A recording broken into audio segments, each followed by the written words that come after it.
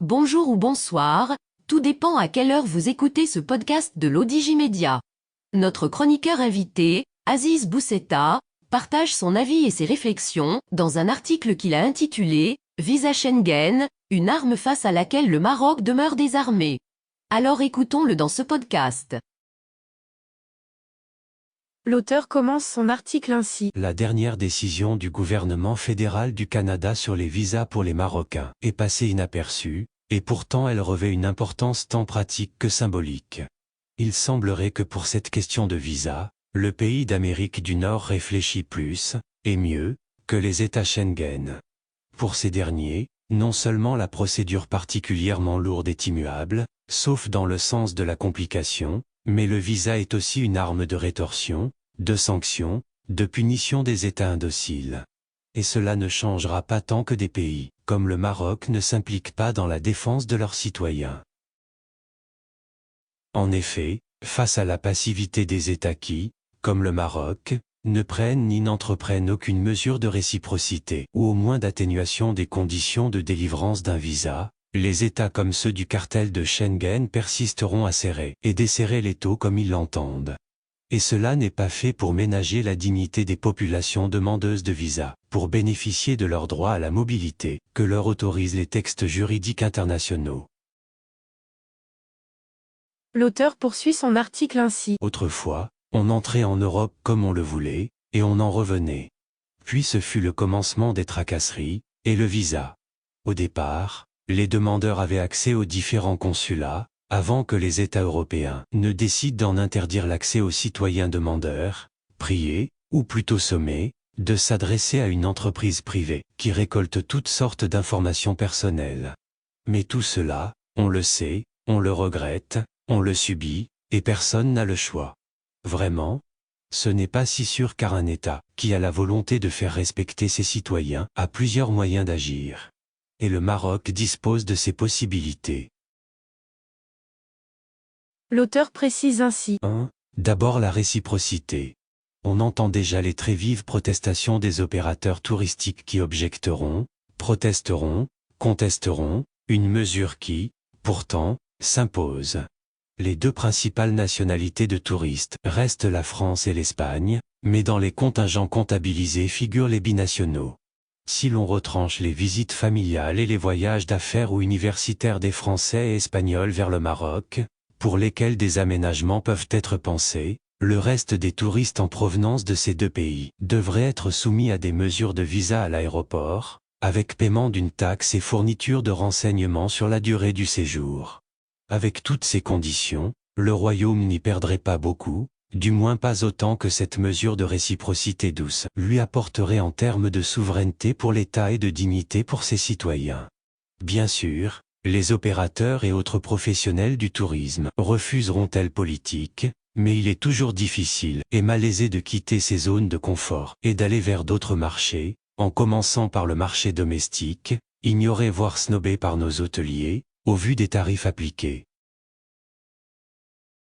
L'auteur ajoute ainsi. 2. Reprendre l'enquête qui semble avoir été abandonnée sur les activités de TLS qui, en janvier, avait été épinglée par la CNDP, sans que l'on entende encore parler de cette affaire, de ses suites et de ce qui devrait logiquement et idéalement être ses conséquences.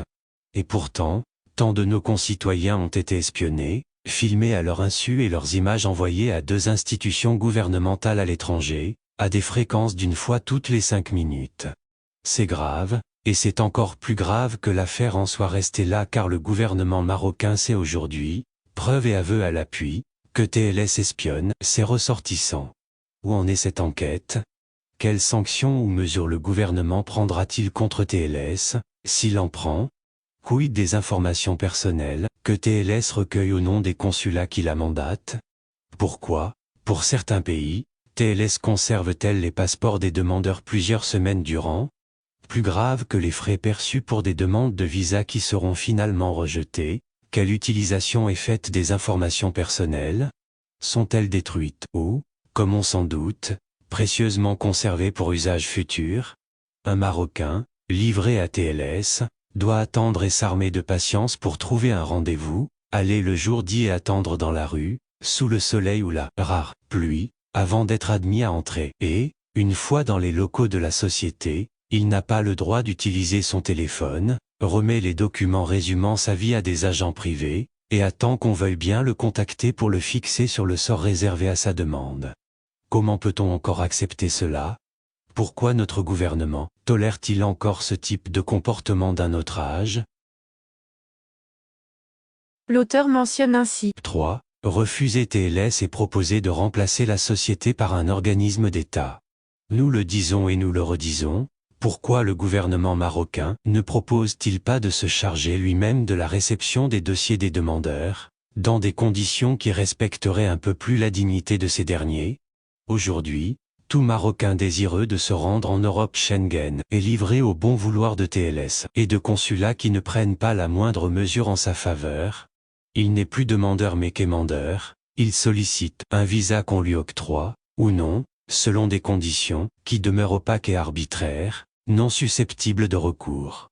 Que le Maroc introduise cette proposition, et qu'il laisse les États concernés le refuser s'ils veulent, ils n'en seront que plus responsables des travers et dérapages de cette procédure TLS.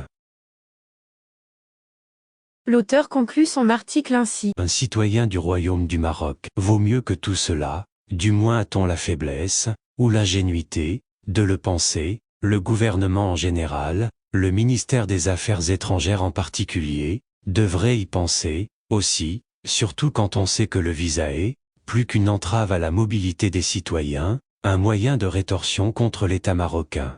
Les gouvernements Schengen ne sont décidément pas celui du Canada, mais le Maroc peut bien prendre quelques mesures aussi, si bien sûr son gouvernement endosse le souci de sa souveraineté et de la dignité de ses citoyens. Rédigé par Aziz Boussetta et lu par l'intelligence artificielle de l'Odigimédia. Merci d'avoir écouté ce podcast de l'Odigimédia, ce bouquet de supports numériques, portail, magazine mensuel connecté, web radio et web TV.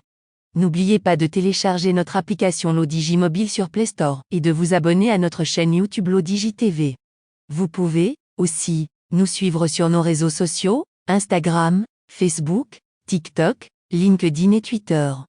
Ou encore, vous inscrire sur notre newsletter quotidienne à partir du portail lodigi.ma. Alors, on se dit au prochain podcast de nos chroniqueurs invités. Et à très bientôt, si et seulement si vous le voulez bien.